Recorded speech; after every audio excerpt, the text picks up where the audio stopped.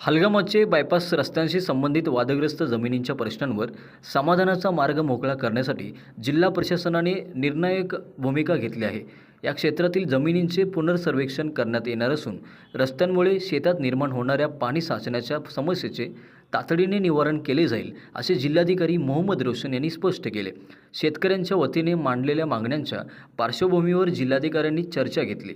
Bypass प्रकल्पांमुळे नुकसान झालेल्या शेतकऱ्यांना न्याय देण्याचा प्रशासनाचा प्रयत्न सुरू असल्याचे त्यांनी सांगितले। शेतकऱ्यांनी दाखल केलेल्या न्यायालयीन खटल्यासाठी आवश्यक कागदपत्रांची उपलब्धता करण्याचीही हमी जिल्हाधिकाऱ्यांनी दिली। येत्या काळात प्रशासन पुनर्सर्वेक्षण, पाणी साठा नियंत्रण व कागदपत्र पुरवठा या 3 प्रमुख मुद्द्यांवर लक्ष केंद्रित करणार आहे। शेतकऱ्यांच्या समस्या निवळण्यासाठी सकारात्मक व पारदर्शक भूमिका बजावण्याचा प्रयत्न सुरू असल्याचेही त्यांनी सांगितले। हलगामचे बायपास प्रकल्पामुळे दीर्घकाळ तणाव निर्माण झाल्यानंतर प्रशासनाकडून दिलेले हे आश्वासन शेतकऱ्यांसाठी दिलासा देणारे मानले जात आहे।